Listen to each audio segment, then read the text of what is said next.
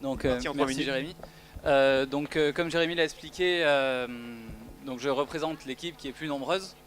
Pour ceux qui étaient là dès le début, qui ne se sont pas endormis, qui n'ont pas dormi pendant les présentations, déjà je vous félicite. On avait un sujet qui était assez particulier puisque c'était un sujet en collaboration avec le monde de la recherche, ce qui est très bien puisque notre équipe vient d'un labo.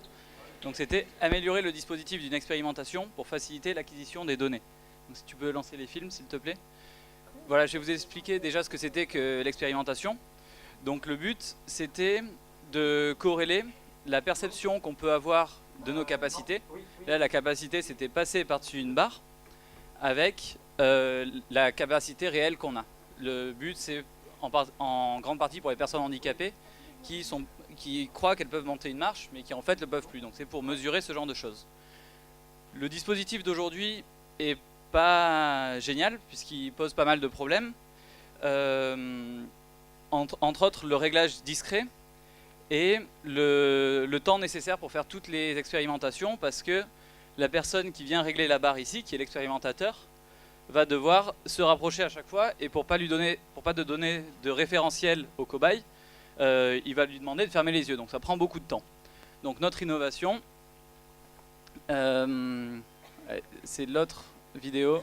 Je suis désolé, hein, on a un peu galéré à distance. Donc proposé par l'équipe G-Scope de Grenoble. On en a fait une modélisation 3D parce que le but c'est de faire un prototype qui soit vendable dans les hôpitaux pour pouvoir développer ce processus plus tard. Donc ça serait en fait de permettre un mouvement de translation en longueur et en hauteur de non plus une barre mais un faisceau lumineux qui serait coupé et qui détecterait quand est-ce qu'on le coupe pour... Ah oui, si tu peux mettre pause, si tu peux revenir un peu en avant s'il te plaît, en arrière plutôt parce qu'en avant ça serait pas très intéressant. Le laser permettrait d'éviter la sensation de danger que pour avoir une personne de devoir traverser une barre. Moi j'ai fait l'expérience tout à l'heure, c'est vrai qu'on a peur un peu de se casser la gueule. Et puis on n'a plus un réglage discret aussi, ce qui est très intéressant puisque ça permet à la personne de gérer elle-même la hauteur qu'elle veut. Donc on peut repartir. Donc on a aussi proposé, puisque les expérimentateurs doivent faire un grand nombre d'expérimentations, de proposer une interface logicielle qui permettrait à la personne de gérer l'ensemble du processus d'expérimentation depuis l'application de la théorie jusqu'à la réalisation de ces expérimentations avec les clients. Donc voilà, on peut gérer comme ça déjà la hauteur de la barre, on peut aussi gérer les rendez-vous, gérer des tas de choses comme le processus, le protocole d'expérimentation. On peut passer à la vidéo suivante s'il te plaît. Alors, on a aussi bossé avec Safran, non c'est pas grave, c'est pas celle-là.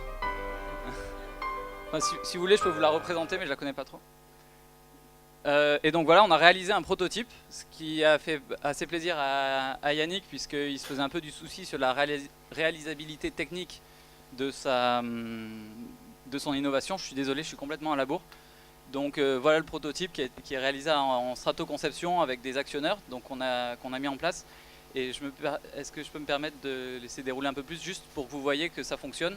Donc on a réussi à le faire fonctionner en 24 heures, c'est un peu notre plaisir avec des boutons pour faire déplacer la barre. Et donc vous allez le voir, ça va se lancer. Voilà, ça marche.